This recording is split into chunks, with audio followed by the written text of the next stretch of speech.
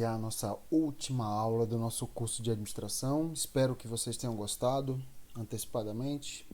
Agradeço aí pela confiança, pelo carinho aí, né? E vamos dar final ao nosso curso falando da gestão de materiais, especificamente falando da gestão de estoques, tá, gente?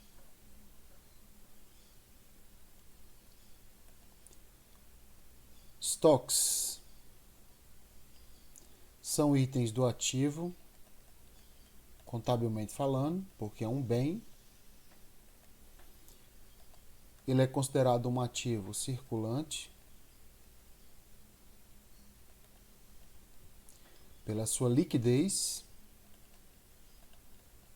Ele é bastante líquido em termos de transformação em dinheiro. Tem itens mais líquidos, mas ele é bastante líquido, né? Em tese, ele serve para venda ou revenda, né? Ou a transformação. Você compra itens chamados de matéria-prima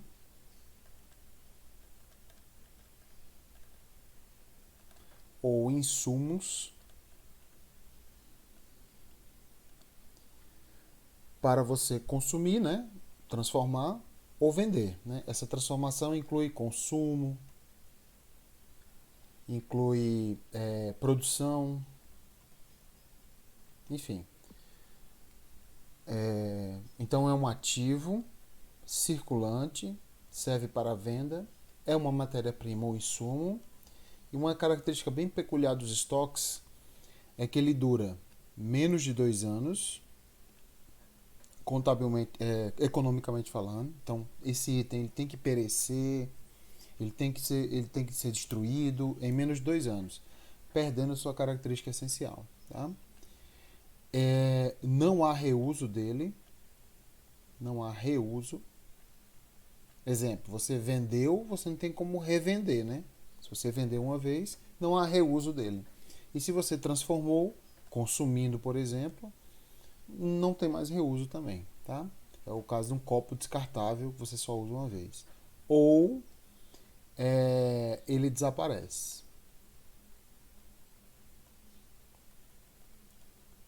Então, ou não há reuso, ou ele desaparece. Aconteceu um desses aí, a gente chama de estoques. Bom, por essas características, pessoal, eu preciso de uma gestão deles, né? Eu preciso de uma gestão desse material, que vai, por exemplo, é um material que vende. Então, pressupõe que ele vai entrar e sair. Então, essa entrada, que são as compras, né, recebimento e tal, e a saída, que é a venda, eu preciso ter muita atenção a esse produto. Porque, por exemplo, uma fábrica que faz suco de laranja, não pode faltar laranja. Simplesmente não pode faltar laranja. Não tem desculpa. Então eu preciso ter muita técnica, muita gestão mesmo, para não deixar faltar materiais. Então esse é o grande legado dos estoques, é não deixar faltar materiais. Só que aí, se eu falar só isso, fica muito simples, é só você comprar estoque, né? E aumentar o estoque. Só que, por exemplo, quando eu compro estoque, eu estou, entre aspas, imobilizando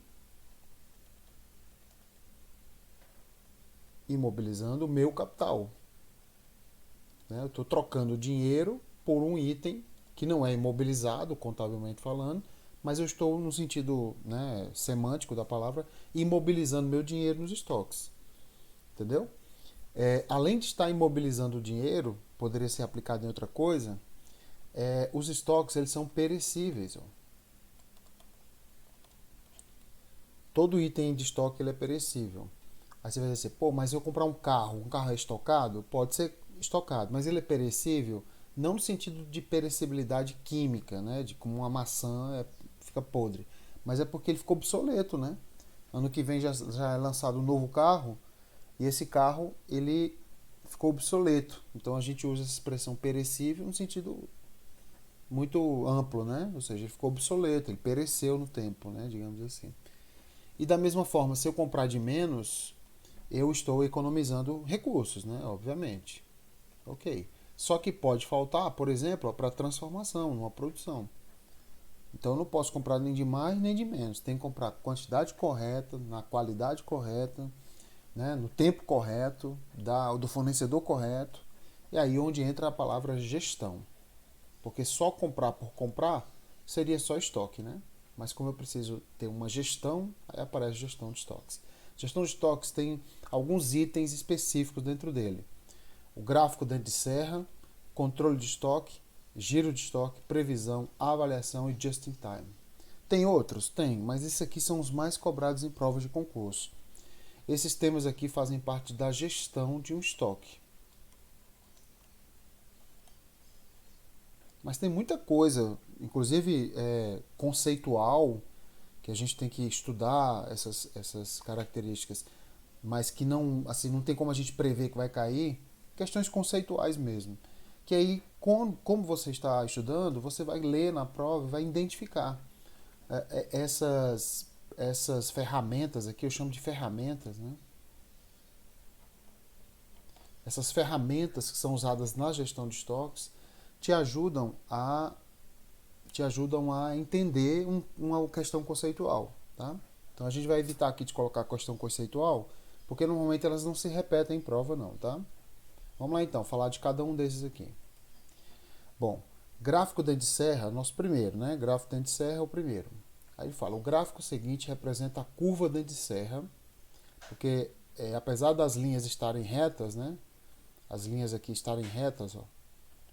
Isso aqui a gente chama de curva, tá? É uma nomenclatura utilizada porque no plano de contas dá para isso aqui não é exatamente assim, né? Na prática é assim, ó, tá? Não tem como ser retinho assim não, tá? De um item dentro de um sistema de estoque, né? Aí ele fala, no gráfico, parará, o ponto de pedido é representado pelos pontos. Pessoal, isso aqui é um gráfico dente de serra, tá? Onde o eixo X representa o tempo e o eixo Y representa a quantidade de itens que você vai estocar. Nesse caso, a quantidade máxima é essa. Então, a gente chama de estoque máximo. É representado pelo 1, pelo 5, pelo 9 e pelo 13. Então, onde tiver um desses aqui, já está errado. Entendeu? Se tiver o 5, já está errado. Nesse caso aqui, nenhum tem um 5, nenhum tem um 1, porque ele sabe que você, né, ele sabe que você sabe que esse aqui é o estoque máximo, porque está bem na cara, né? Ele não vai ser ponto de pedido nunca. Então, por isso que não tem nenhuma alternativa com 1, 5, 9. Deixa eu ver se tem 9. Tem não, ó. E não tem 13, tá vendo? Então, ele não é bobo não, também não, né? O examinador. E aí a quantidade de bens vai sendo consumida, ó, né? E chega aqui, ó, tá? Aqui a gente chama, essa quantidade aqui a gente chama de estoque de segurança ou estoque mínimo. É o estoque de segurança ou estoque mínimo, tá?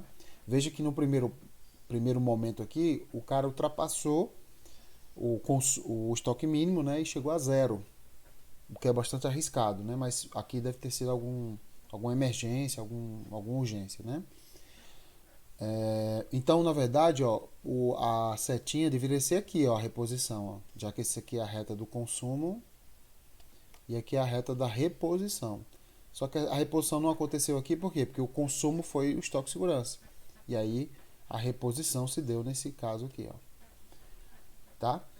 Só que não é legal ligar para o fornecedor quando o estoque chega no estoque de segurança, ó, que nesse caso é o 7 e o do 11. Então, o 7 e o 11. Então, a letra E já não é, ó, que é o estoque de segurança. Se eu não tiver 7 e 11, a questão está errada. Ok? Só que não é legal pedir para o fornecedor quando o estoque chega no estoque de segurança. É legal pedir um pouquinho antes, ó, tá? Então, essa quantidade aqui, ó, é chamada de ponto de pedido. Esse ponto de pedido só pode ser usado quando o sistema for chamado máximo mínimo. É um sistema de controle de estoque. Não pode ser para revisão periódica. Tá? O ponto de pedido, então, é o número 2, que é quando eu ligo para o fornecedor. Tá? O número 6, tá? E o número 10. Então, uma dica. O ponto de pedido, até mesmo o estoque segurança, o estoque médio que não está aqui, vão ser nas linhas diagonais, tá, gente? Ó, sempre na diagonal. Essa linha aqui que sobe pode ter ponto, ó, que aqui tem um pontinho, tá vendo? Mas esse pontinho não serve para nada, né? A não ser para indicar que na questão temporal futura está igual ao ponto de pedido, mas não é ponto de pedido. Ponto de pedido é sempre na diagonal, ó, nessa linha diagonal. Ó. Então não esquece, isso é uma dica porque examinadores costumam cobrar o gráfico em prova, tá? Então nós temos o 2, o 4 e o 10 como pontos de pedido, entendeu? A distância entre o 2 e o 6, né? E o 6 e o 10 são chamados de pontos de pedido. Essa distância em questão temporal é chamada de tempo de reposição, tá? Aliás, desculpa, é chamado de intervalos entre os pedidos, tá? Tempo de reposição é o tempo que se leva desde a hora que pediu até a hora que o item chega na minha loja, que é o estoque segurança. O que deveria ser aqui, inclusive. É chamado de tempo de reposição, tá? Então, onde tiver o número 2, 6 e 10, nós teremos o nosso ponto de pedido. Então, a resposta certa é a letra D. É o 6 e o 10, né? Pode ser o 2? Pode, ó, mas o 2 está aqui e o 3 também, mas o 3 não é, né? Aqui tem o 6 pode, né? Mas o 4 não pode. Olha ele tentando te confundir, ó, com o 4zinho, ó. Não esquece, minha gente, ó, é sempre na diagonal, ó. Tá vendo, ó? O estoque de segurança é na diagonal, pelo menos no fim da diagonal, né? O estoque, o ponto de pedido é na diagonal. O estoque médio seria aqui, ó, diagonal, né? O estoque máximo é o início da diagonal, tá? O C, o 4 não é, né? E o 7 e o 8, deixa eu ver onde é que tá o 8. O 8 também não, ó, tá vendo? O 7, cadê o 7? O 7 está aqui, o 7 é o estoque de segurança, não é? E o 11 é estoque de segurança também. Então, realmente, a resposta certa é a letra D de dado. O que acharam dessa questão, pessoal?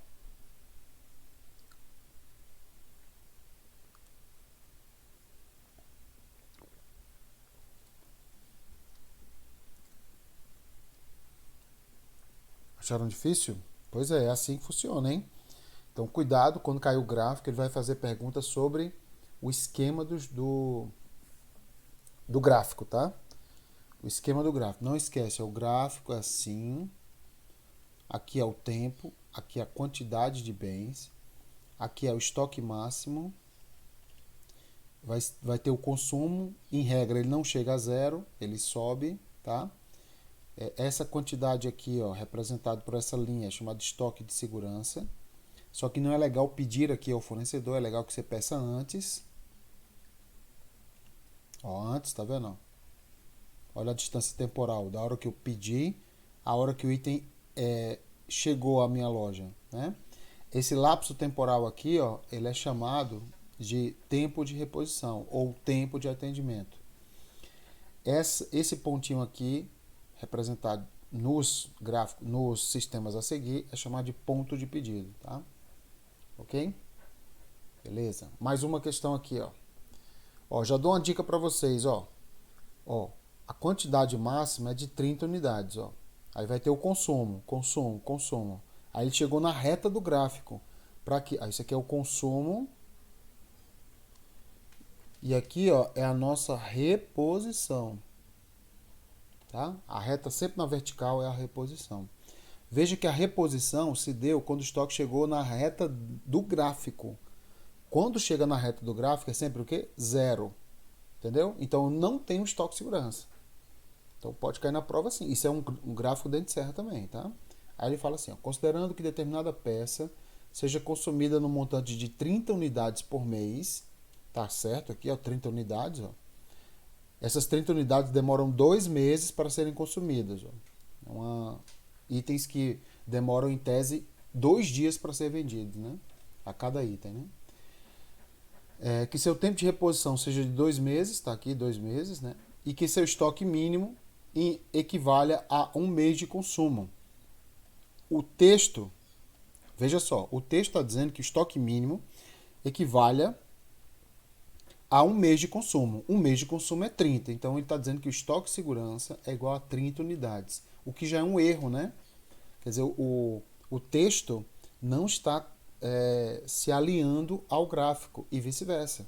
Isso é importante porque ele fala, ó, para representar os níveis de estoque da referida peça, ou seja, dos dados que ele falou aqui acima, pode-se utilizar o gráfico dente serra mostrado a seguir, já tem erro. Entendeu? Porque não tem estoque mínimo, né? Porque o item foi reposto, ó, quando ele chegou a zero. Toda vez que tocar aqui no gráfico, ó, na reta do gráfico, é zero.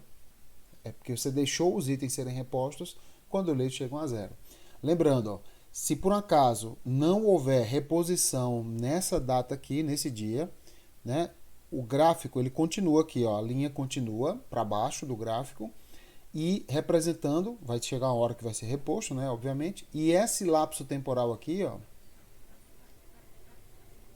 esse lapso temporal aqui, ele é chamado de ruptura do gráfico. Isso também é muito comum cair em prova, ruptura do gráfico.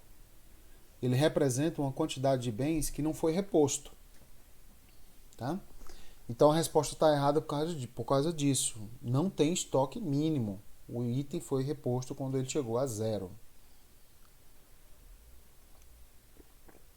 Ok? Para representar, ó, se tivesse, né, estoque de segurança, né? Ponto de pedido é igual a estoque de segurança, né? A fórmula do ponto de pedido cai muito em prova isso aqui, viu, gente? Ó, atenção. Ponto de pedido é igual a estoque de segurança mais consumo do período vezes tempo de reposição, que é o tempo que leva da hora que você pediu para o fornecedor até a hora que ele chega. Então ficaria assim, ó, 30, que é, ele está dizendo que o estoque mínimo ou de segurança é igual a um mês de consumo, então é 30, né? Mais 30 vezes 2 meses. Então ficaria ponto de pedido é igual a 30 mais 60. Ponto de pedido é igual a 90. Gente, olha só, se eu tenho 30 unidades a serem consumidas, como é que o ponto de pedido vai ser 90? Entendeu? Não tem como, né? Tá errado isso aqui. Então, o certo seria estoque de segurança mais consumo vezes tempo de reposição, seria 30. Para ser, né, correto, seria 30 mais 30 vezes 1, ou seja, um mês, né? Seria um mês. Porque se tem estoque de segurança de 30 dias, o estoque seria um mês, né? Então ficaria ponto de pedido é igual a 30 mais 30, ficaria ponto de pedido igual a 60. Lembrando que eu posso trocar aqui, né? Se eu utilizar o gráfico, trocar o 30 por 0, tá? 0. Mas aqui ficaria 2 meses, tá? Então ficaria 0 mais 60, ficaria 60 do mesmo jeito. Então, mesmo você errando aqui, você conseguiria a resposta correta, tá? Mas não, nem essa aqui está errada por natureza, tá? E essa aqui está errada porque não tem estoque de segurança, tá? Então não teria como fazer. Lembrando que a fórmula do estoque máximo é igual a estoque de segurança, que não tem, né? Mais leque. Leque é a quantidade verdadeiramente comprada. Entendeu? Porque você não compra o estoque de segurança. Se você deixou 20 como estoque de segurança, você não tem que comprar 20. Porque 20 vai ter no próximo mês. Ou nos 2 meses seguintes. Tá? Então ficaria estoque máximo igual a 30 mais 30. Ficaria igual a 60. Também não está correto isso aqui porque não tem estoque de segurança. Tá? Não tem estoque de segurança. Então o estoque máximo para a questão ficaria 30. Que é justamente a quantidade que eu vou comprar. Lembre-se, ó, se por acaso eu deixasse assim, ó, 10 como estoque de segurança, ó, e a reposição se desse aqui, ó, entendeu? Aí ficaria aqui assim, ó. Olha o descompasso, ó, entendeu? Então ficaria sempre 10 como estoque de segurança. Então o consumo não chegaria a zero, né? Então meu leque seria esse aqui, ó. Meu leque seria de 20 e não mais 30. Então tudo é importante na hora do cálculo, né? Porque matemática é matemática. Tudo bem? Então aqui, voltando à questão, para a gente resolver a questão, ele está dizendo que 30 unidades por mês. O tempo de reposição é de 2 meses e o estoque mínimo equivale a um mês de consumo. Para alinhar esse texto ao gráfico, nós temos um grande erro, porque não tem estoque de segurança, né? O consumo chega a zero. Então é uma questão bem complicada também, hein?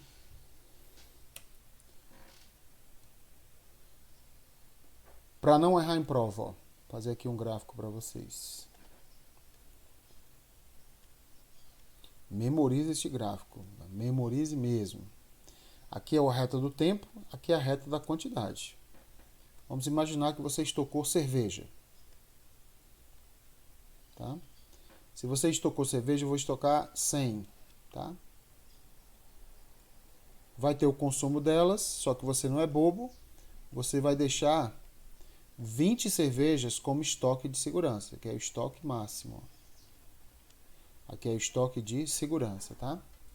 Quando você você consumir e chegar à 20ª, ou seja, você não vai abrir a 20ª cerveja, você vai ao supermercado e comprar, ó, qual é essa quantidade aqui, ó? 80, entendeu? Esse é o leque.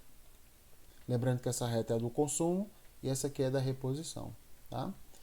Beleza, só que não é legal você ir ao supermercado quando chegar a 20. É legal que você vá antes, para quando a cerveja chegar à sua casa, chegue nas 20. Então é legal que você peça ao fornecedor antes, ó, entendeu? Esse aqui é o chamado ponto de pedido. Vamos dizer que ele é 30, tá? 30 peças. Esse aqui é o ponto de pedido, tá? Isso vai acontecer para os outros períodos também, tá vendo? Aqui é o próximo ponto de pedido, esse aqui é o próximo estoque de segurança. O intervalo entre a hora que você pediu, a hora que o item chegou à sua loja, esse intervalo aqui, que pode ser de 5 dias, por exemplo, é chamado de tempo de reposição, ou tempo de atendimento, ou lane time. Lane time, tá? A gente vai ver uma expressão lá na frente, tá?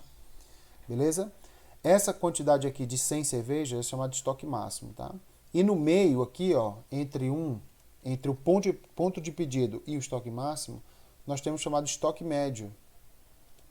Ele serve para te orientar, assim, para saber assim, não, estou ficando preocupado, porque o item não chegou, ou então não fique preocupado. Tá? Então essas são as informações mais importantes, ó, estoque máximo, estoque mínimo, ou estoque de segurança. Esse aqui é o ponto de pedido, esse aqui é o estoque médio,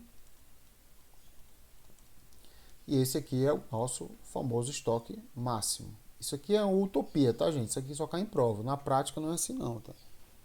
Porque nesse interstício aqui temporal tem problema econômico, aumento do dólar, problema loucura de governo e tal. Então pode fazer com que as empresas tenham problemas gravíssimos. Então isso aqui é uma base, tá? Mas na prova cai assim, ok? Memorize os cálculos, principalmente do estoque máximo. Estoque máximo é igual a estoque segurança mais leque. Lembrando que se não tiver estoque segurança, o leque é todo, né? O ponto de pedido, isso aqui é o que mais cobrado em prova, tá? O ponto de pedido é igual a estoque de segurança mais consumo vezes tempo de reposição. O estoque mínimo, ele não é um cálculo assim muito cobrado em prova, mas ele pode ser cobrado da seguinte forma: é consumo vezes TR, que é uma taxa, uma taxa, né, de reposição que você tenha, geralmente vislumbrado em percentual. Então aqui você vai colocar, por exemplo, distância do fornecedor, entendeu? Problemas econômicos, tá? Você vai colocar a peça, entendeu? Se ela é difícil fabricar ou não. Tudo isso pode aumentar ou diminuir o percentual, que vai aumentar o seu estoque mínimo. Por exemplo, você toma um remédio importado, né? É melhor que você tenha um estoque mínimo muito alto, porque se falhar, você ainda tem um estoque mínimo, né, considerado grande, né? Agora, se o fornecedor está no outro lado da rua ali, aí você põe um estoque de segurança mais baixo, tá? Lembrando que quanto maior o estoque de segurança, mais imobilizado é o seu capital, tá? Quanto menos imobilizado é o seu capital. Tudo bem? Então está feito aqui a revisão do nosso estoque de segurança, do gráfico da Serra. Agora uma questão interessante aqui, ó. Para demonstrar o comportamento de um item no estoque por meio do gráfico da Serra, não deve haver alterações de consumo, tá vendo? Então tem que ser assim tudo certinho. É muito difícil acontecer isso, né? Do item durante determinado intervalo de tempo, nem falhas administrativas nas compras. Quer dizer, o cara não pode falhar na compra. Tampouco atrasos do fornecedor, que é muito comum, né? O fornecedor atrasar por um motivo ou outro. Além disso, nenhuma entrega do fornecedor deve ser rejeitada pelo controle de qualidade, porque se for rejeitada, caiu o tamanho do estoque. Por esses motivos, as premissas do referido tipo de gráfico podem ser consideradas não realistas. É quase uma utopia, pessoal. É quase uma utopia. Entendeu? Só cai em prova de concurso. O que é utopia? É isso aqui, ó, que eu fiz, ó. Que é o que cai em prova, né? Ó, desceu, subiu, desceu, bonitinho, tá vendo? Ó? Estoque segurança, entendeu? Ponto de pedido, estoque máximo. Não é assim que funciona, minha gente. Entendeu? Como é a realidade, ó? A realidade é assim, ó. Desceu, aí subiu aqui, ó, desceu de novo, subiu, aí é assim, aí subiu mais ainda, ó. Aí, tá vendo, ó? É assim que funciona. Na prática é assim. Não deixa de ter essas variáveis, tá? Mas na prática o fornecedor atrasou, ó, aí eu fiquei com menos, o fornecedor chegou com mais, aí eu com pena aceitei, entendeu? Então a regra na prática é isso aqui, ó, que é bastante confuso, né? Por isso que geralmente não cai assim em prova, né? Cai assim, ó, o gráfico dente de serra. Para cair assim a gente chama de controle, que é um tema que a gente vai ver daqui a pouco. Então a resposta está correta, ó. Para você usar o grafo dente de serra, nos moldes que a gente viu, como você viu que cai, tem que estar tudo perfeito, entendeu? Você pediu na hora certa, o fornecedor chegou no dia certo, o consumidor consumiu no dia certo, o que é bastante utopia, né? Tudo bem, pessoal? Alguma dúvida?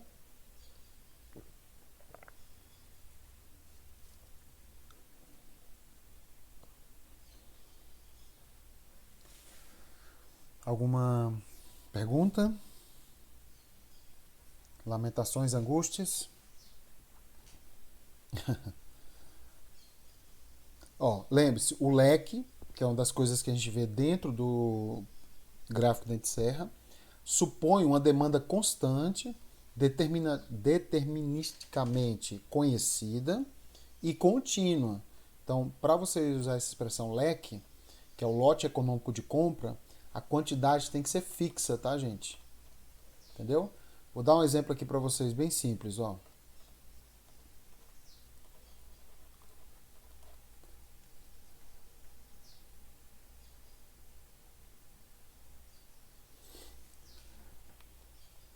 Olha só. É, aqui em Brasília vai começar, se já não começou, a secura, né? Quem é de Brasília sabe, né? Quem é de Brasília ou mora em Brasília. Aí você vai comprar umidificador. Entendeu? Umidificador, na época da seca, ele sobe. Na época da chuva, o consumo desce a quase zero. Né? O que deveria ser o contrário, né? Na época da chuva a gente devia comprar, porque está mais barato, né? Mas a gente só compra na época da seca. Ou renova, né? Porque a gente vê que o nosso está quebrado e nem sabia, aí vai lá e compra o novo. Então, esse produto ele tem uma demanda muito sazonal. Entendeu? Um pico muito grande, depois zero. Esse produto aqui, ele não pode ser pelo leque. Porque leque é contínuo, entendeu? Eu compro 10 amanhã, depois 10 amanhã, depois 10 amanhã, 10 amanhã. Isso aqui é leque, entendeu? Se eu compro 10 hoje e amanhã compro zero, não pode ser leque. Então o gráfico dente de serra, ele se esfacela, entendeu? Então cuidado, porque você vai juntar todos os temas que a gente vai ver, você vai ver que ao juntar todos os temas, você vai conseguir identificar o que é leque, o que é just in time, entendeu? O sazonal, ele é mais ligado ao just in time. Você compra no momento correto, entendeu? Beleza. Vamos ao próximo, né? Bom, ele fala aqui, ficou pequenininho, tá, gente? Mas é porque eu preciso do espaço aqui, tá? As lojas A e B, pertencentes a uma mesma rede,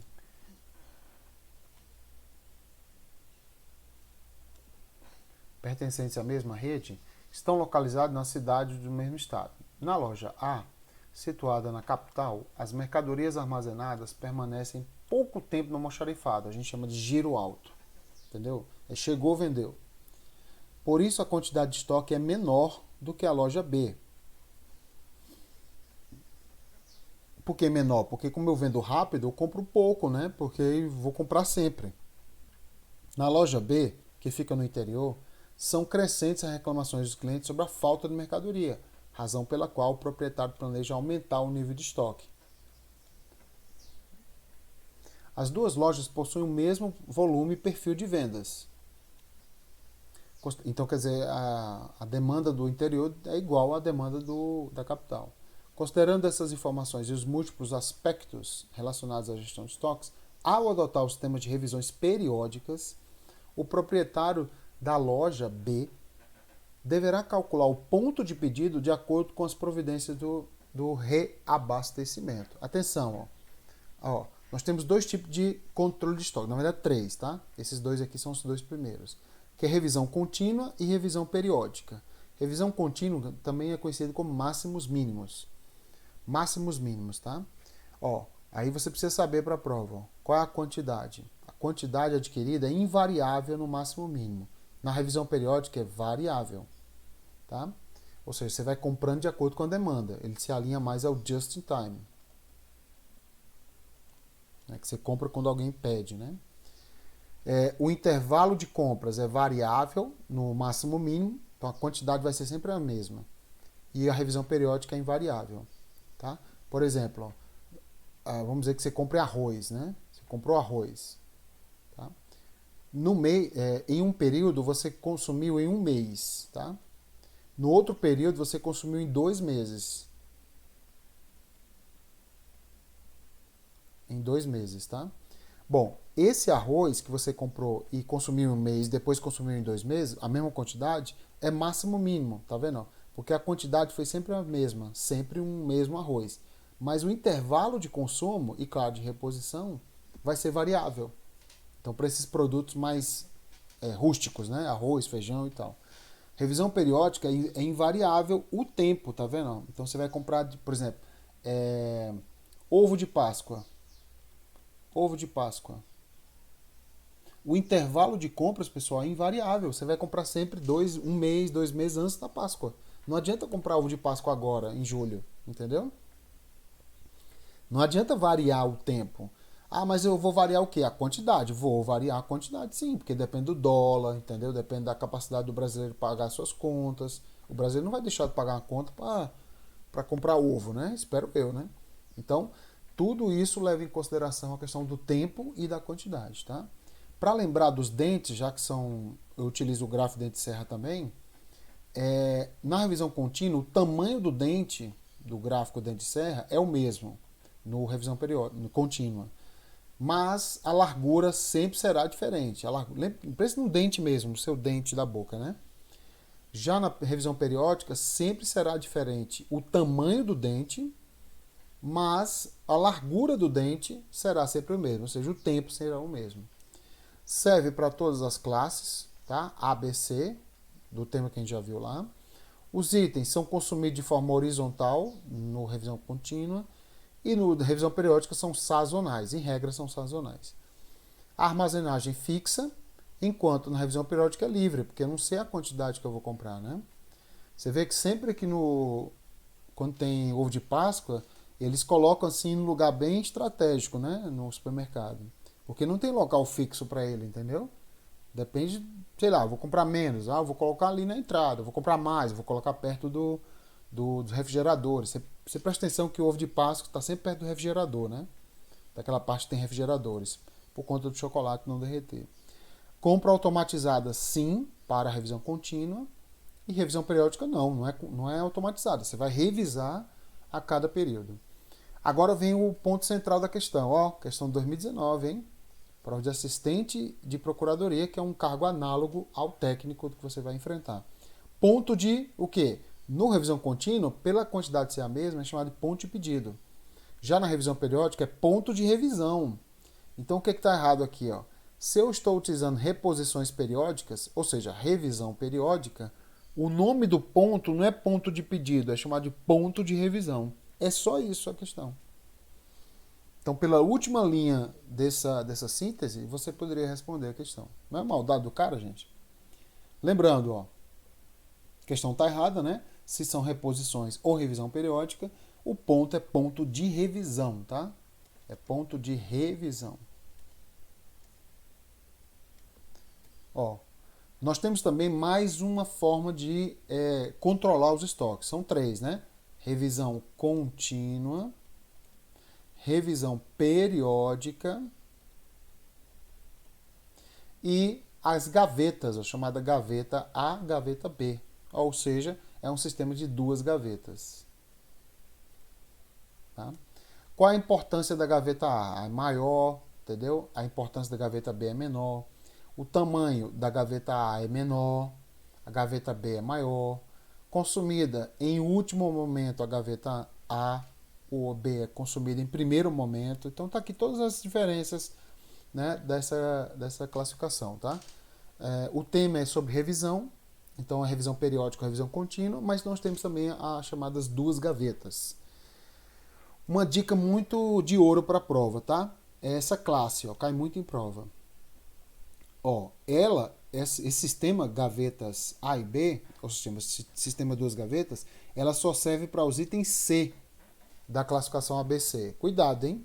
Na revisão contínua ou periódica, é para as três classes. Já para duas gavetas, só para a classe C. É um tema bastante cobrado em prova. Próxima, giro. Giro de estoque. Entendeu? Vamos colocar aqui dois exemplos aí na sua geladeira, tá? Queijo, tá? Queijo e cerveja. Tá? Bem que você não beba, alguém da sua casa aí toma uma cervejinha de vez em quando, né? Enfim. Bom, pessoal, qual você acha que, assim, vai ter mais rapidez no consumo? Qual que você acha que, assim, você comprou, por exemplo, 10 fatias de queijo e 10 cervejas. Então, se você consumir uma por dia, uma de cada, né? As duas vão acabar no mesmo instante. Só que você não vai beber todo dia, né, pessoal? Você tem que trabalhar, estudar, né? Você não bebe todo dia. O queijo você pode comer todo dia. Qual que você acha que é mais rápido aí o consumo?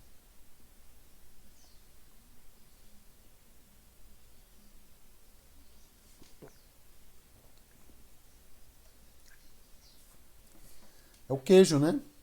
Então, por exemplo, o queijo eu vou consumir em 2 dias.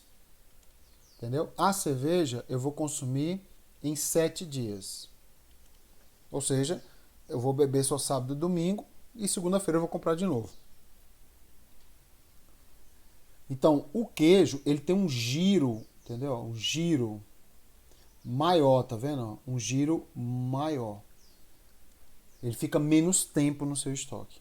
A cerveja tem um giro menor. Um giro, uma rotatividade menor. Ele demora mais tempo no seu estoque. Então, isso é o que a gente chama de giro. Tudo bem? O giro tem a ver com a quantidade de vezes que o item é reposto no seu estoque. Então, na questão semanal, já que são 2 dias aqui, ó, são 365 dias, eu vou fazer reposições de 2 em 2 dias, vai ficar 165 reposições anuais, entendeu? Já a cerveja são 7 dias, ó, 7 dias, né? Então vão ser aí cerca de 70, a cada 70 vão ser 52, vão ser 52 reposições anuais. Então veja a diferença da reposição. Então tem itens que são repostos muito mais rápidos e tem itens que são repostos mais devagar. Isso influencia na gestão. Porque uma coisa é você fazer negócio com fornecedor de queijo, outra coisa é você fazer negócio com fornecedor de cerveja. O fornecedor de queijo, ele quase que não pode falhar, entendeu? Já o de cerveja também não pode falhar, né? Mas é mais aceito a falha, né? Já que o tempo é maior. Gente, para não errar, nós temos a rotatividade e temos o antigiro, tá? A rotatividade, ele verifica, atenção, ó, quantas vezes, entendeu? Ó, o estoque foi renovado num período, geralmente 1 ano. E o antigiro é de quanto em quanto tempo o estoque foi renovado. Uma coisa está interligada à outra. O sinônimo é giro e taxa de cobertura, respectivamente. O cálculo é rotatividade é igual a consumo médio do período dividido pelo estoque médio do período. Veja, O antigiro é o contrário, ó. É estoque médio do período dividido pelo consumo. Atenção nesses cálculos aqui, ó. Eles são o contrário um do outro. E aí, claro, na prova há a possibilidade de confusão. O que mede a rotatividade? Quantas vezes o estoque foi renovado por ano? Quantas vezes você for ao supermercado para comprar queijo? Muitas vezes, né? E o antigiro, ele verifica o intervalo temporal, entendeu? Ó, o intervalo temporal. Uma coisa está ligada à outra, pessoal. É só você dividir por ano, né? Ou multiplicar por ano. Ou por meses, né? Para saber um ou outro. Por exemplo, se eu fui ao supermercado 52 vezes, olha, se eu for ao supermercado 52 vezes por ano, significa que o intervalo temporal entre uma compra e outra, ou seja, uma reposição e outra, é de uma semana, né? Já que o ano tem 52 semanas. Entendeu? Então, quando você descobre um, fica fácil descobrir o outro, tá? Aí ele continua. Vamos lá. O estoque, o giro de estoque, ou rotatividade, é um indicador que reflete o número de vezes, tá? Certinho até aqui, ó. Que o estoque roda, né? Em determinado período. Ele usou a expressão roda, né? Muito incomum em prova. Esse indicador é calculado pela razão entre os valores em unidades. Deixa eu apagar aqui.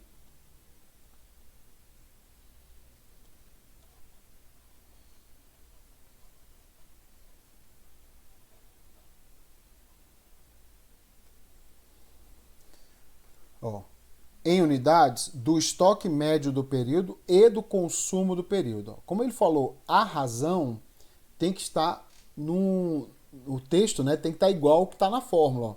A rotatividade, o cálculo é esse, é consumo dividido pelo estoque médio. E aqui ele colocou estoque médio e do consumo do período. Isso aqui está errado. Tinha que estar como? Tinha que estar consumo dividido, né? Então é o consumo primeiro e depois o estoque médio. Entendeu, pessoal? Então, como ele fala da razão, o texto semântico aqui na língua portuguesa tinha que estar o contrário, entendeu? Não pode estar solto assim, não. Então, a resposta é errada. Lembre-se, a razão é consumo e estoque médio, e não estoque médio e consumo.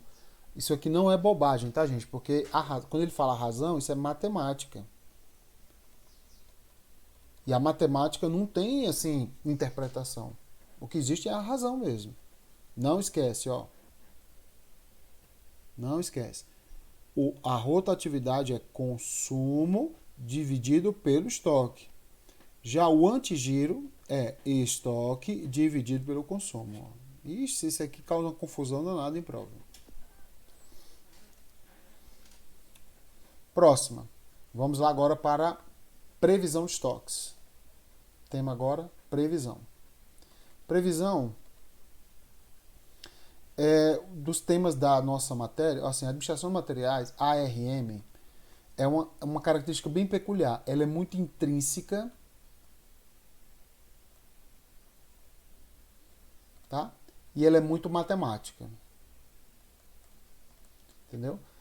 Principalmente por ser intrínseca, ela é muito difícil, porque ela é um tipo de administração muito interna, sabe?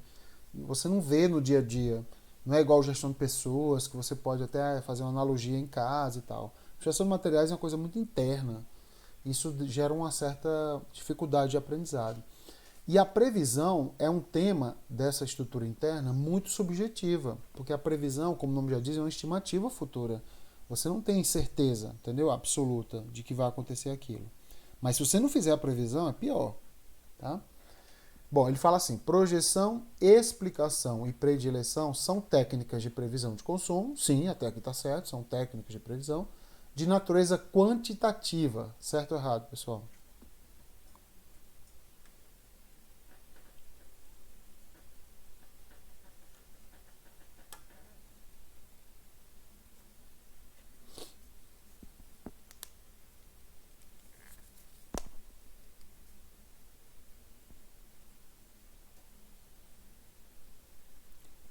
Errado, ó. Nós temos 3 formas de saber sobre previsão, que são as técnicas, gráficos ou tendências de consumo, né? E médias. São essas 3 formas. As técnicas são o PEP, tá? Que é projeção, explicação e predileção. Projeção é achar que o futuro será a repetição do passado. Explicação é fazer uma técnica de correlação. Tipo assim, quanto mais idosos tem no DF, mais eu vou vender, sei lá, bengala. Está bem alinhado a questão do idoso, né? Quando você vai ficando idoso, há necessidade, em tese, de ter uma bengala. E predileção é quando você tem uma relação mais, vamos dizer assim, mais fora dessa questão matemática. Então ela é a única qualitativa, já que essas duas daqui são quantitativas. Então dizer que as três são quantitativas está falso. Predileção não é quantitativa, tá? Então a resposta está falsa. Se liga nessa tabelinha, ó. São 3 gráficos, esse aqui é o mais cobrado em prova, né, o sazonal, e 4 médias. Na verdade são 6 médias, só que cai em prova só 4, né, em regra só 4. E se liga principalmente nessa aqui, ó, média móvel simples, tá? E média móvel ponderada, tá? Média móvel ponderada. O pezinho aqui é de ponderada, tá? Falso, então. Olha a próxima. É sobre o gráfico, ó. Considere que determinado bem apresenta o comportamento de consumo anual conforme o gráfico abaixo, entendeu? Aqui está meio apagadinho, mas aqui é 40, né? E aqui é 10. Ele já começou com 10, né? E aqui são os meses, né? São 12 meses, então é um ano. Você vai fazer uma análise de um ano. E aí o consumo foi de 10, caiu para 40, né? Caiu para 10, depois 30, 15, depois 30, 20, 29, e aí sim foi, tá vendo? Tá? Sempre dentro dessa média aqui, tá? Ó. Se eu pegar 40 e dividir 40 por 10, né? Vai dar aqui um 25, tá? Foi uma média ponderada, por exemplo. Ok? Ele está dizendo que, nesse caso, é correto afirmar que esse bem apresenta tendência crescente de consumo.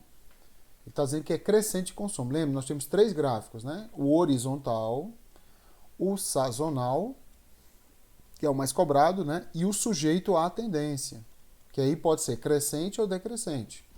Aí o único que é dividido. Certo ou errado essa questão aqui, pessoal?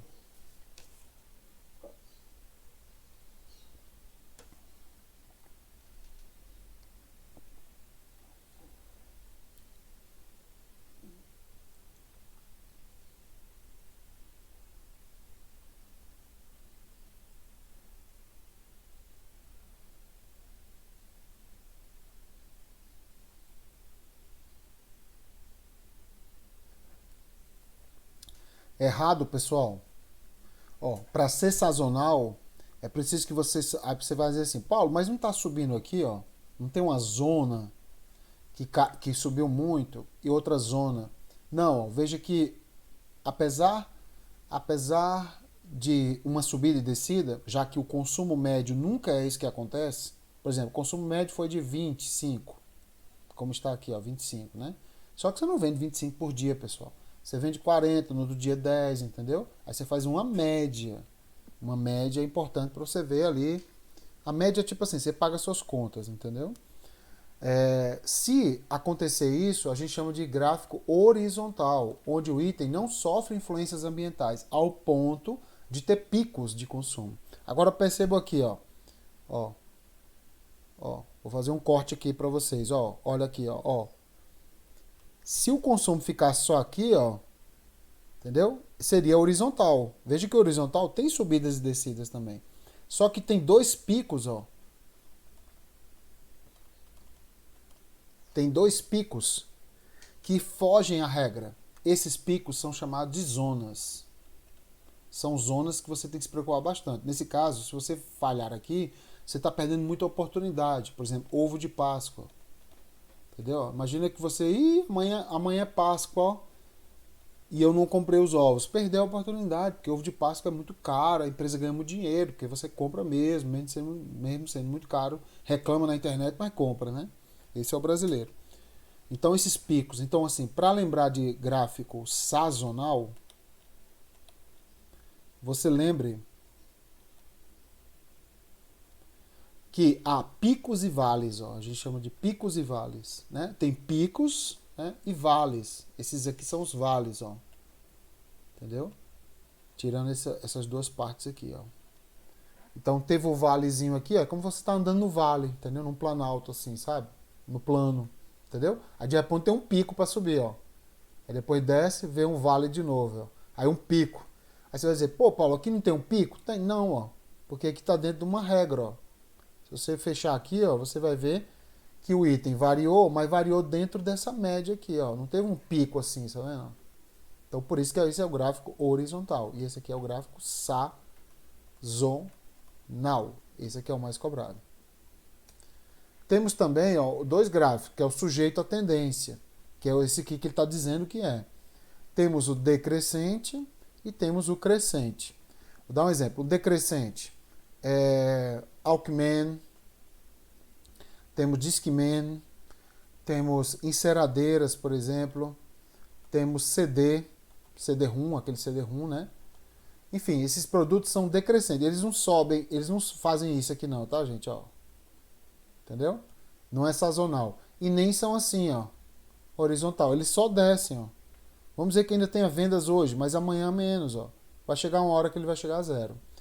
E o crescente, ele não é sazonal também. Muita gente fala, Paulo, mas ele não está subindo aqui, ó. Sim, ele está subindo, mas ele está só subindo, entendeu? Para ser sazonal, ele precisa subir e descer. Entendeu? Para ser sujeito à tendência, ele precisa só subir, assim como só descer. Por exemplo, venda de máscara. Entendeu? O que aconteceu com máscara? Eu conheço pessoas, não conheço pessoalmente, mas conheço pela internet, pelas informações, né? De que teve, por exemplo, pessoas que construíram fábricas de máscara do zero lá no ano passado, porque viu uma oportunidade. Entendeu? Do zero. Inclusive era cantor. Era uma pessoa que era cantor. Como o sistema artístico brasileiro teve muito problema, né? Não poderia abrir casa noturna nem nada. O cara simplesmente construiu uma máquina. Uma máquina não, construiu uma fábrica. Foi lá, comprou as máquinas, contratou pessoal para poder trabalhar fazendo máscara, né? E como máscara era um produto de primeira grandeza, né? Poderia ter pessoa continuar a trabalhar, né? Então máscara é sujeita à tendência crescente, ó. Amanhã vai se vender mais máscara do que ontem, entendeu? Ela não é sazonal. Agora vai chegar uma hora que a pandemia vai ser controlada, espero eu, né? O Brasil, a gente espera de tudo, né? Que não aconteça de nada, né? Mas espero que a pandemia seja controlada e no futuro as pessoas, vamos dizer assim, por exemplo, particularmente, Paulo Lacerda, pretendo usar máscara praticamente pro resto da vida. Me acostumei, vi a diferença, eu quero usar máscara, assim, variavelmente. No cinema, o cinema, quando eu faz um ano, desde que começou a pandemia, eu não fui ao cinema, porque eu acho que o cinema, tipo assim, é um lugar para transmissão geral mesmo. Então, quando a pandemia for controlada, eu tomar a segunda dose da vacina, etc, etc, a venda de máscara, ela pode cair, se tornar, digamos assim, decrescente, ou pode se estabilizar, ó, e virar uma coisa horizontal, entendeu? Ó, se estabilizar e continuar a ser vendido. Então, por exemplo, quando eu for ao cinema na próxima vez que eu for, eu vou usar máscara sem dúvida nenhuma. Sem dúvida nenhuma. Não só agora por conta do coronavírus, mas porque eu me acostumei a imaginar que eu estou me protegendo de gripe, entendeu? De outras doenças transmissíveis que no cinema pode acontecer, até porque lá é frio e tal, é um ambiente adequado para a transmissão mesmo. Então, a máscara hoje é sujeita à tendência crescente, tá vendo? É só subindo, amanhã é só subindo. Tanto que eu vejo que um dado muito interessante e ruim que eu vejo é o número de máscara na rua, né? As pessoas jogam máscara na rua, como para variar brasileiro, né? Então a máscara, sei lá, tá suja, ou o cara sujou ali, ele joga no chão, né? Para variar. Como ele joga, por exemplo, garrafa PET ou cerveja na rua, né? Então o número de lixo de máscara na rua aumentou, o que é um indicador de que a máscara está sendo mais vendida, tá? Então produtos que ficaram obsoletos têm sujeito decrescente. Já produtos de moda, produtos assim que são do dia a dia daquela situação, aí já é tendência crescente de consumo. Então a resposta realmente está falsa. Próxima. Quanto à previsão de estoque, o método da média móvel, tá? Quando ele fala média móvel, é a média móvel simples. Tá? como previsão de quantitativo de estoques para o próximo período, o quantitativo verificado no período anterior. Certo ou errado isso aqui, pessoal? Ele está dizendo que pelo método da média móvel é igual ao consumo 1 mais consumo 2 mais consumo 3, consumo N, eu não sei quantos consumos ele vai dar na prova, né? Dividido pelo N, que são os períodos. Tá?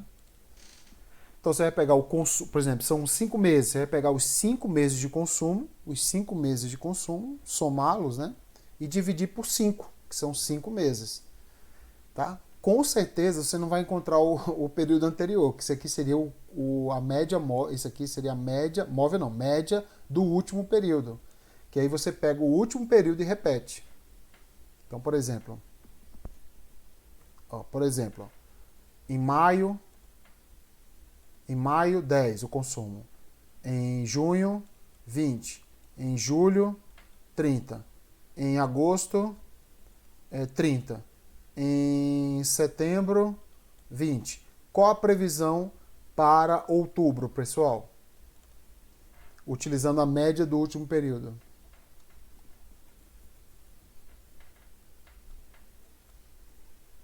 O que vocês acham aqui?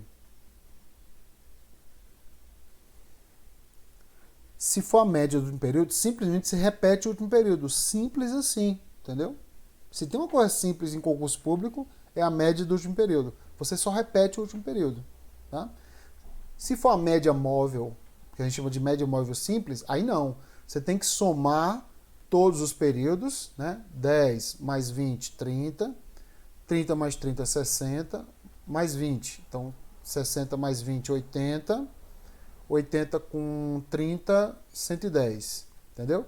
110. Aí tem 1, 2, 3, 4, 5. São 5 meses. Dividido então por 5. Ó. Entendeu? Vai dar 2 vezes 5, 10. Vai 1, e dá 25. É isso mesmo? 25 vezes 5. 5 vezes 5, 25. Não, não é 25 não. Peraí. É 2 aqui, né? 22, né? Opa. Acordei de manhã, domingão, não é triste, hein? Conta matemática, domingo de manhã. Então vai ficar 22. 22 é a média. Viu a diferença? Enquanto a média do período é 20, a média móvel é 22. Tá? Então, a resposta é falsa, né?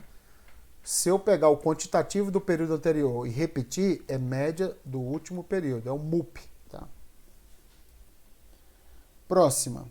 Se em junho de 2007 a empresa citada tivesse utilizado o método do último período, método do último período, para a previsão de consumo de julho, essa previsão teria sido inferior a 510. Vamos lá. Ó. Ele quer, é como se julho aqui, ó, para cá, para dezembro, não existisse, entendeu? Não existisse. Porque ele falou de junho, né? Então, se eu utilizasse o método do último período de junho para julho, junho seria repetido, 490. Aí ele fala, 490, né? Aí ele fala, essa previsão teria sido inferior a 510. Certíssimo, né? Porque seria 490. É só repetir o 490. Resposta correta. Então o MUP é o mais fácil, tá, gente? Não tenta inventar na prova, não. Próxima.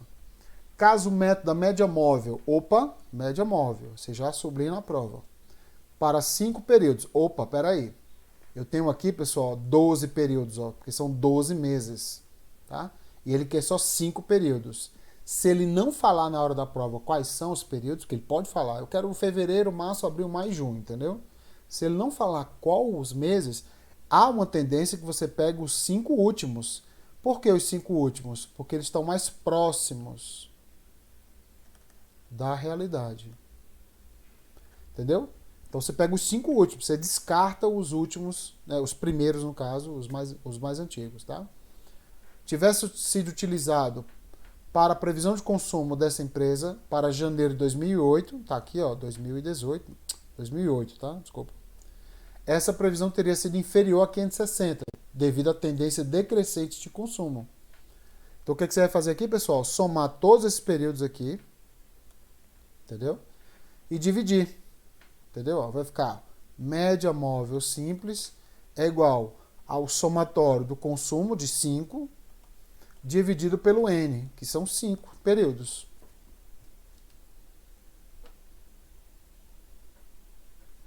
Então vai ficar 560 mais 580 mais 580 mais 570 mais 560. Vai dar 2.850 dividido por 5. Dividido por 5. Vai dar igual a média móvel simples, 570 unidades. Então, para 2008, né? 2008, vai ser uma média de 570. Isso vai aqui moldar meu comportamento em relação à compra. Eu vou comprar 570 em média. Agora, uma dica. Ó. Eu tenho 560, depois eu tenho 580, vou colocar aqui para baixo, ó, 580, depois tenho 580, depois tenho 570, depois tenho 560. Gente, tem algum número aqui nesse rol, nesse universo, inferior a 560? Não, ó. Se eu tenho média e eu tenho 560 como mínimo e 580 como máximo, eu tenho que encontrar uma média que seja entre 580 e 560. Entendeu? Então, só pela interpretação, a questão estaria falsa. Porque se o número mínimo dentro do rol, né, dos itens do cálculo é 560, eu jamais posso encontrar um valor menor do que 560. Entendeu, pessoal? É igual a sua idade. Paulo, eu tenho 30 anos. Então você não tem 29 anos. Você não tem uma média de 29 anos, entendeu? Então, a resposta falsa, né? Ia ser superior a 560 unidades. Agora vamos lá para média móvel ponderada, tá? Média móvel ponderada é igual ao consumo do período vezes seu peso. Esse peso é um percentual que eu dou aos itens, no caso, mais recentes. Nesse caso, dezembro, recebe um peso maior, tipo 40%. Já os mais antigos, no caso janeiro, recebem peso menor, tipo 5%. Entendeu? Isso faz com que esses itens entrem no cálculo com pesos diferentes, já que dezembro está mais próximo do mês que eu quero, que é janeiro do ano que vem. Então esse 560 tem que entrar com peso maior do que os 300. Não porque 300 tem menos, é porque ele é mais antigo. Isso é muito importante. Você vai dizer, o item menor, entendeu? O item menor vai receber peso menor? Não, não é o item menor que recebe peso menor. O item recebe peso pela sua distância em relação ao mês que você quer. Tá? Aí ele fala, para a previsão de consumo do referido material, os dados de janeiro, fevereiro e março entrariam nesse cálculo. Que cálculo? Esse aqui, ó, que ele não citou na prova. Com pesos menores que os dados de outubro, novembro e dezembro. Certo ou errado? Certíssimo. Janeiro, fevereiro e março entram com, sei lá, 3%, aliás, 1%, 2%, 3%. Já outubro recebe o quê? Ó? Recebe 10%, novembro recebe 12%, dezembro recebe 40%. Entendeu? Então é assim que funciona. E aí você vai distribuindo os valores. Sempre, atenção, ó, o mês que eu estou sempre recebe peso maior do que o mês anterior e recebe peso menor do que o mês seguinte. Sempre assim. Você nunca pode dar um peso igual ou menor do que o período anterior. Tem que ser sempre maior do que o período anterior, tá? Então a resposta está correta. Próxima, aí terminamos previsão, tá? Vamos lá agora para as avaliações de estoques. Em períodos inflacionários, os estoques avaliados pelo método UEPS costumam apresentar valores monetários mais altos do que teriam sido se fossem, né, avaliados pelo método PEPS. Abro o olho aqui. Essa situação ocorre também com relação ao resultado do exercício, cujo valor será maior caso utilize o EPS em relação ao PEPS. Certo ou errado aqui, pessoal?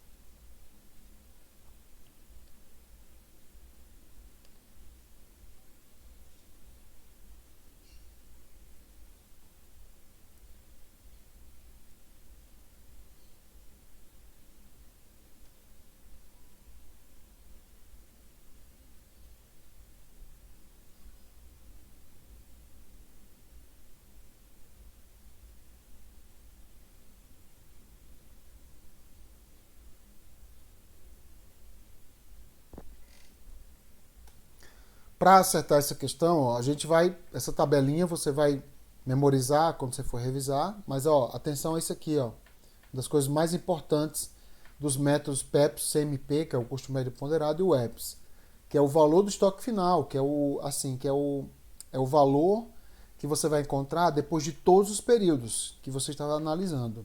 É quanto sobrou de item do estoque. No caso do PEPS, ele vai superestimar esse valor em inflação e vai subestimar quando tiver deflação. O método EPS, ele vai subestimar quando tiver inflação, por isso que ele é melhor, ele é muito melhor quando tiver inflação, e vai superestimar quando tiver deflação. Entendeu? Então o errado da questão é dizer que o EPS, em sistemas inflacionários, ele vai superestimar. Não, ele vai subestimar, pessoal. Tá, para não errar em prova. Ó.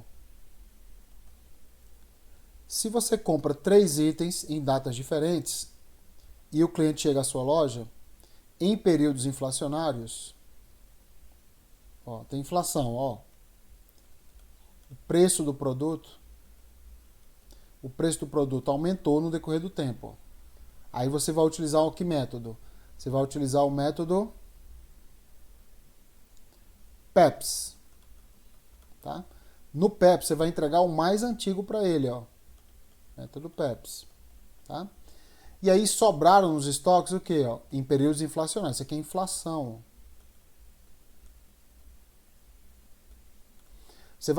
Sobram os itens mais caros no estoque. Ó.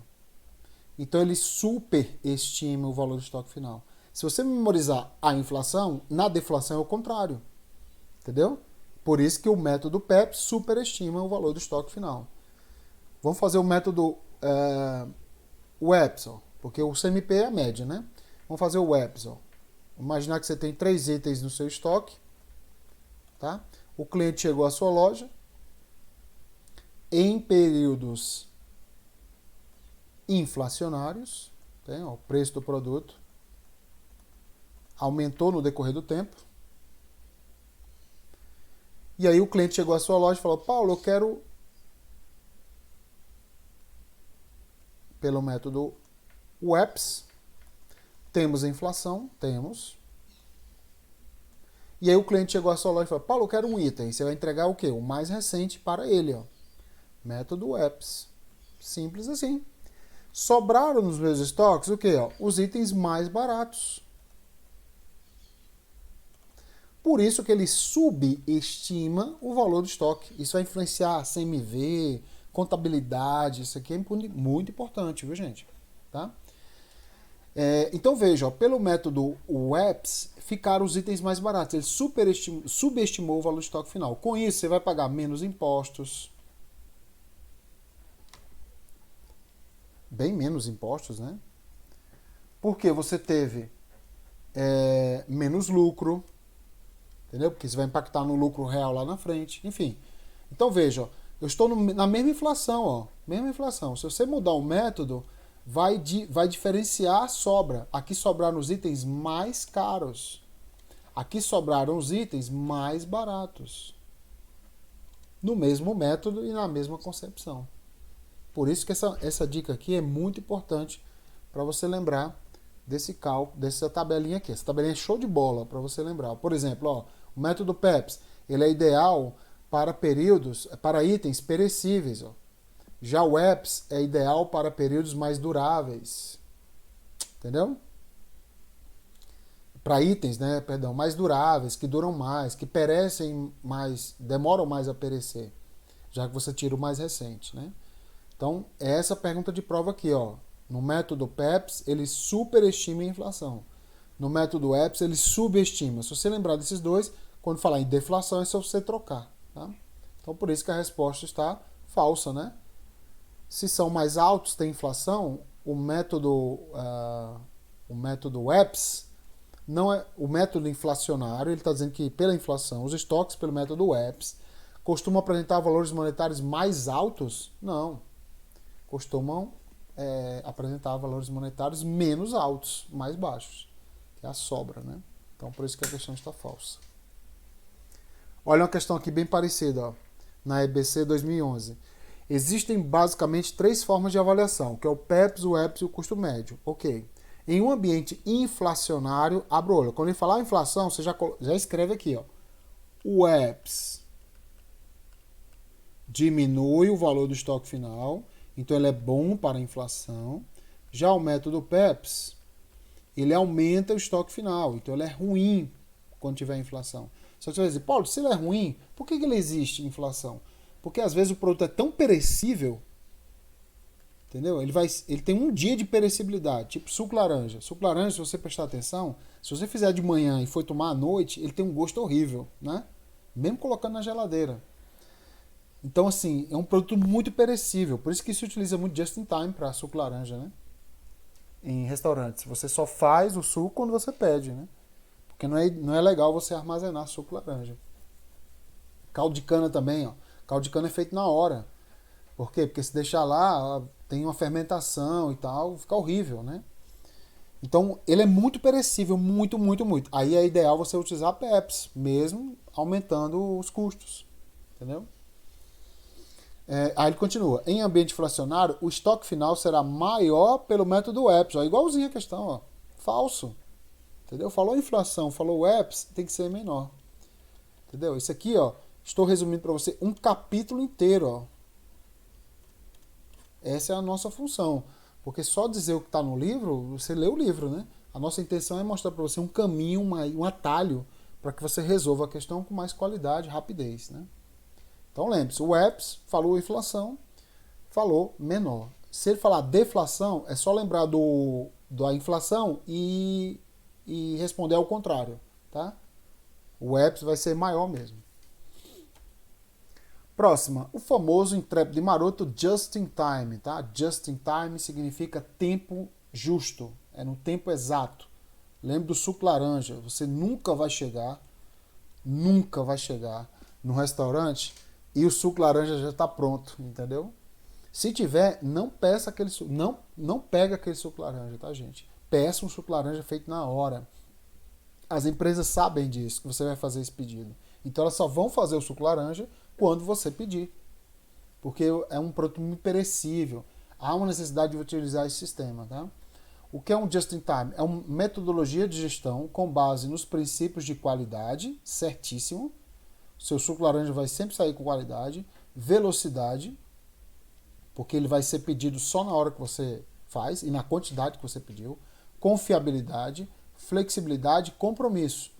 Cria um trade-off entre a economia em estoques e o investimento na gestão do relacionamento com fornecedores. A resposta está correta. Trade-off seria uma... Trade-off é como as mercadorias na economia, elas transitam, né, de um lugar para outro. E esse trânsito tem que ser um trânsito suave, entendeu? Pode ser um trânsito assim empurrado, sabe? Tipo assim, o governo cria uma lei obrigando você a comprar leite. Não quero comprar leite. Eu não tenho criança em casa, eu não gosto de leite, não faço nada com leite, por que eu vou comprar? Não, o governo lançou uma lei para obrigar você a comprar leite, porque precisa gerar emprego no ramo do leite aí, nas fábricas de leite, o pessoal está desempregando todo mundo, aliás, vai você obrigado a comprar leite, estocando leite em casa.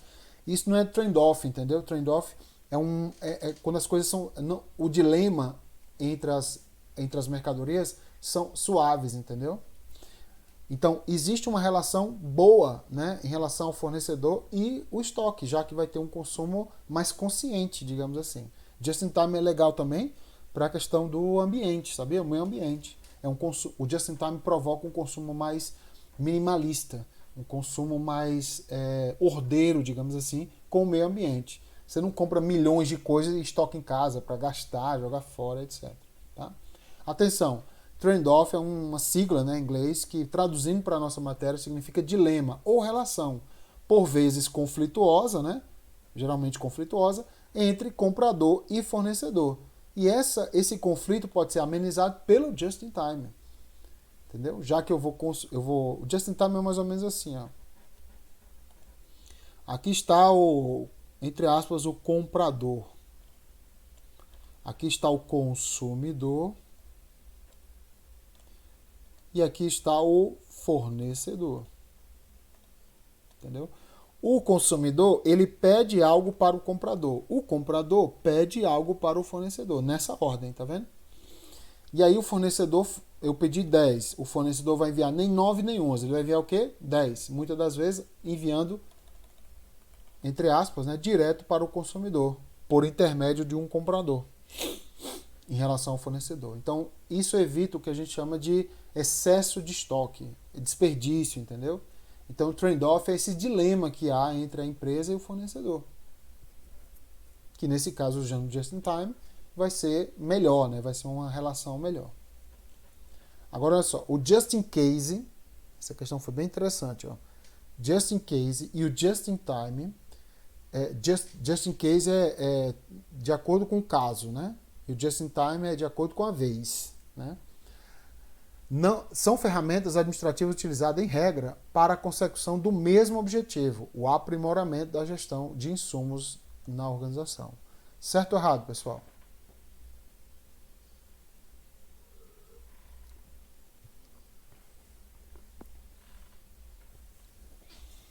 Ó, o sistema just in case é um sistema tradicional. O que é um sistema tradicional? Primeiro vem a produção, entendeu? Depois vem o pedido, gerando estoque.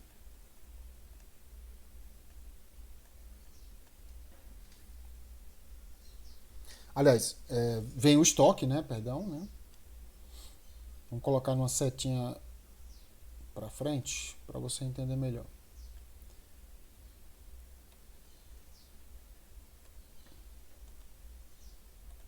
Primeiro vem a produção gera o estoque, aumentando esse estoque, né? E depois é que vem o pedido, você fica lá com o item. Exemplo, self-service. Você vai hoje almoçar no self-service, hoje, por exemplo, você vai almoçar com sua família lá no Mangai, né? Um restaurante, quem não é de Brasília e João Pessoa, e Natal, que são os 3 lugares que tem, restaurante maravilhoso, né? Comida nordestina de primeira qualidade. Você vai lá almoçar. Quando você chega lá, a comida já está lá. Então não foi just in time, entendeu? É um self-service, tá?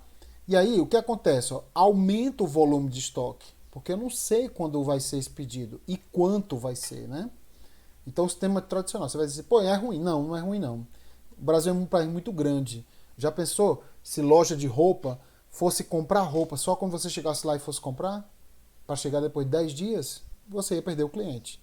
Então, o just in case é uma situação que você tende a atender melhor ao cliente, aumentando o tamanho do estoque. Já o just in time é um sistema mais novo, né? Ele não é tradicional, ele é mais gerencial.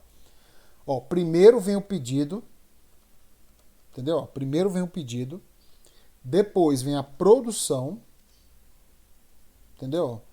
E haverá estoque? Até vai haver, mas vai ter estoque só de refúgio, ó, ou de devolução. Entendeu? Quer dizer, eu vou reduzir demais os estoques. Eu só vou estocar item que for refúgio ou devolução. Praticamente não vai ter estoque nenhum. Por quê? Porque a produção ela só vai existir depois da sinalização do pedido. É o suco laranja. Exemplo, restaurante à la carte. Apesar de ter os itens lá, eles não são prontos, né, antes de você chegar. Você chega lá e eu quero um prato tal, tal, tal, tal. Aí ele vai fazer para você. Então é um sistema ali meio parecido, né, com just in time, alguma coisa parecida com just in time. Então self-service é just in case, restaurante à la carte é just in time, tá? Com isso, ó, como a produção, por exemplo, eu quero 10 suco laranja, eu vou produzir 10, entendeu? Ó, certinho, tá vendo? Com isso vai acontecer o quê? Redução ou zerar o estoque. Já caiu em prova falando isso. Eu posso reduzir ou zerar o estoque com o just in time. Os dois estão corretos. Zerar é o ideal, né? Só que normalmente tem algum refúgio. Por exemplo, o fulaninho aqui desistiu do suco, aí pego um copinho de suco laranja e coloco lá no estoque, ó. Entendeu? Não é recomendado e tal, mas eu vou colocar porque eu não quero perder esse suco laranja aí. E aí eu não zerei, mas reduzi bastante, tá? Então o just in time é um sistema de produção no qual a ideia é você primar mais para economia de espaço, economia de dinheiro. Então, óbvio, né, pessoal, que o just in case e o just in time não tem o mesmo objetivo, né? Então a resposta está muito falsa, tá? Muito falsa mesmo. E assim terminamos nossa aula, nossa última. Saudades, hein, pessoal? Aproveitando e convidar vocês, né, gente, para o nosso curso de LRF, ó, tá? Está aberto, começaremos dia 8/8, tá? Serão apenas 2 aulas, não vai trazer nenhum transtorno para você, tá?